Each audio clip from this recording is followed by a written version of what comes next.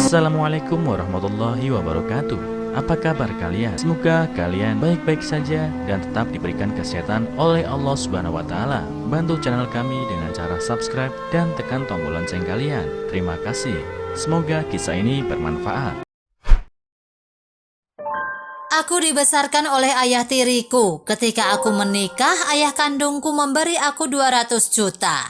Mengetahui alasannya, aku segera mengembalikan uangnya.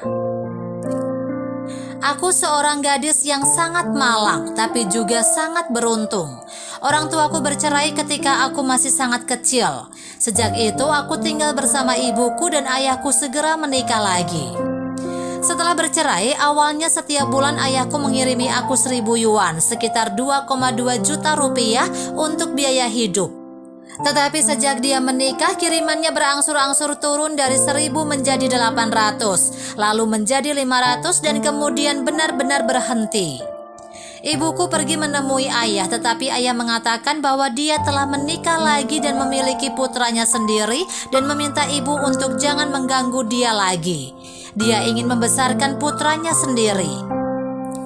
Kemudian nenek saya memperkenalkan seorang pria kepada ibuku. Keduanya bergaul dengan sangat baik dan cepat akrab. Pada awalnya ibuku juga mempertimbangkan perasaanku dan menolak untuk menyetujui lamaran pria itu. Tidak lama kemudian ketika aku menyetujuinya, ibuku menangis dan segera menikah. Sejak saat itu pria itu menjadi ayah tiriku. Dia juga pernah menikah dan bercerai, tetapi tidak memiliki anak. Setelah menikah lagi dengan ibuku menyarankan untuk memiliki anak. Tetapi ayah tiriku selalu menolak.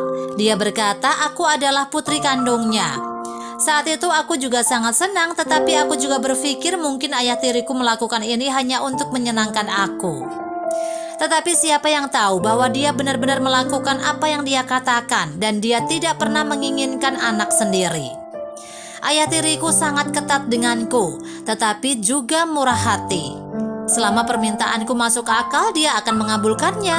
Dia juga menghadiri pertemuan orang tua di sekolah. Ayah juga bertanya kepada guru tentang situasi belajarku di sekolah. Dia juga membayar untuk kelas remedialku. Sejak itu, aku sangat menghormatinya dan mencintainya. Ayah tiriku benar-benar memperlakukanku seperti anak kandungnya. Kemudian aku diterima di universitas dan setelah lulus saya menemukan pekerjaan dan menemukan pacar.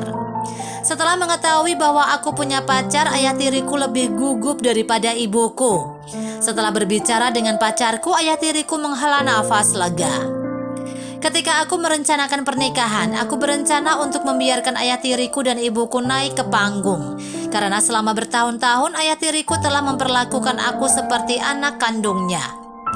Tapi siapa tahu ayah kandungku tiba-tiba mengirimiku mahar 100.000 yuan. Setelah uang itu diserahkan padaku, dia mengajukan permintaan, mengatakan bahwa pada hari pernikahanku dia dan ibu tiriku yang akan harus naik ke panggung. Mendengar permintaannya aku benar-benar tercengang.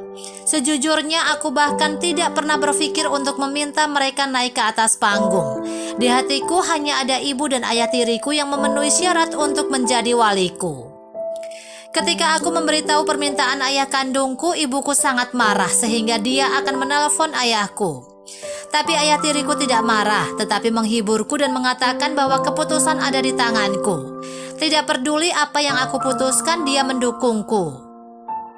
Mendengar kata-kata ayah tiriku dan memikirkan tentang pengajaran dan pengasuhannya yang terus-menerus selama 20 tahun terakhir, aku memiliki jawaban di hatiku.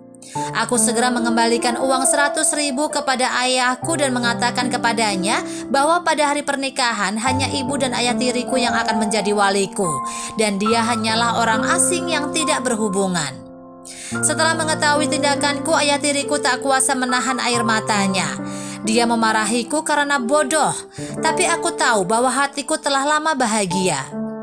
Bagaimana menurut teman-teman? Apakah yang aku lakukan ini benar?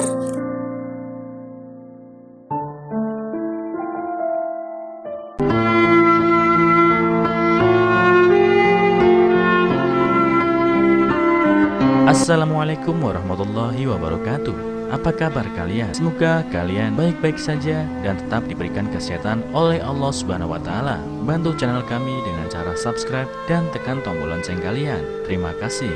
Semoga kisah ini bermanfaat.